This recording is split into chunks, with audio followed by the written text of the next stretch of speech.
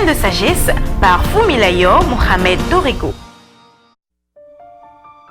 Réveillez votre instinct entrepreneur. Parler d'instinct entrepreneur revient à dire que chaque personne a en elle une fibre entrepreneuriale. Ce qui est vrai. Et c'est de cette prise de conscience que peut naître le désir et l'engouement de parfaire cette disposition innée. Qu'est-ce qu'un entrepreneur? Est la question juste qu'il faut se poser. Un entrepreneur, en termes simples et basiques, est le promoteur d'une entreprise. Une telle définition fait voir immédiatement l'image d'un bâtiment, d'un siège comme entreprise. Et c'est justement là que commence l'erreur. Il faut plutôt y voir simplement une activité. Car un promoteur, c'est juste une personne qui pousse, qui met en mouvement. Peut-on pousser ou mettre en mouvement un bâtiment, un siège? La réponse est non. C'est plutôt une activité, donc un produit ou un service qui peut être mis en mouvement.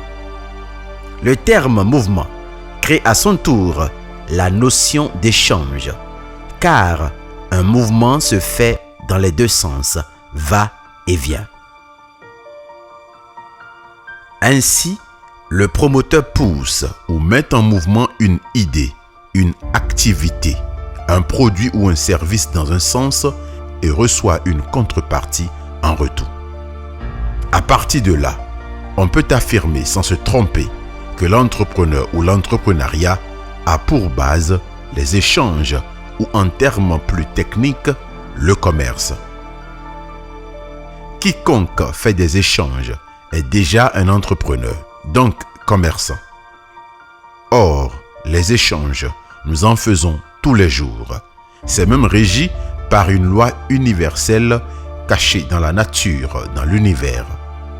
Laissez-moi vous expliquer brièvement.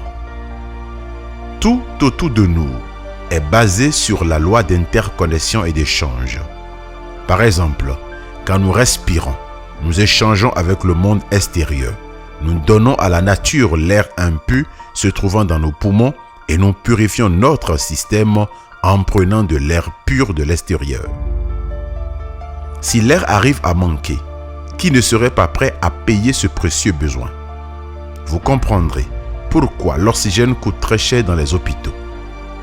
Quand nous parlons et que les autres nous écoutent et vice-versa, nous sommes dans un processus d'échange. Et quand ce que la personne dit est intéressant, on est prêt à le payer. Voilà pourquoi certains payent des livres chers, des conférences, des formations, etc. Quand nous prions, nous envoyons une requête, puis nous recevons en retour une réponse, une grâce, une faveur, etc. Une raison qui justifie pourquoi certains sont prêts à faire des offrandes, payer des charlatans, des pasteurs, etc. Personne dans le monde ne peut à lui seul produire du riz, du maïs, du mil, du gari, de la tomate, ou savoir faire la coiffure, la couture, la menuiserie, le carrelage, etc. Il aura forcément besoin d'un produit qu'il n'a pas, un produit pour lequel il doit effectuer un échange. C'est nécessaire à l'homme d'interagir dans son savoir-faire. C'est aussi simple, et en termes authentiques et justes, on parlera de commerce. Que vous le vouliez ou non, nous sommes tous des commerçants, et le monde est un marché de commerce. Tout se vend et tout se paye. Quand les hommes ont pris conscience de ce fait dans les temps anciens, ils ont compris l'importance du prochain et de la collaboration. Ils ont alors instauré le troc comme système d'échange, obligeant l'un à échanger, à interagir avec l'autre. C'est à cause de l'injustice dans le système que la monnaie est intervenue.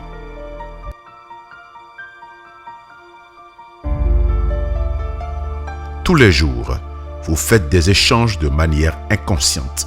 Tous les jours, vous vendez quelque chose et plus encore, vous achetez sans cesse. Vous êtes un commerçant qui n'a pas encore réussi à monétiser ses activités, ses entreprises. Il vous faut juste apprendre le processus pour arriver à cette fin. Si vous voulez éveiller votre instinct entrepreneur et le devenir vraiment, vous devez prendre conscience de ce fait pour la simple raison qu'il vous permet de ne pas vous focaliser sur l'argent, sur le bâtiment, sur les matériels qui vous retardent et vous bloquent, mais plutôt sur le savoir-faire, le produit, le service que vous avez à offrir et les relations. Et le premier produit, c'est vous-même. Je vous en dirai plus demain. En attendant, devenez conscient du commerce que vous faites. Demandez-vous ce que vous vendez. Vendez-vous plus que vous n'achetez? Si ce n'est pas le cas, il vous serait difficile de réaliser votre rêve d'entrepreneur et de créer votre entreprise. À demain. C'était Graines de sagesse par Fumilayo Mohamed Dorigo. Pour tous vos apports, commentaires ou questions, veuillez nous contacter sur nos pages YouTube, Facebook et Twitter. Vous pouvez rejoindre la liste de diffusion WhatsApp ou nous contacter au +229 66 422 09 09.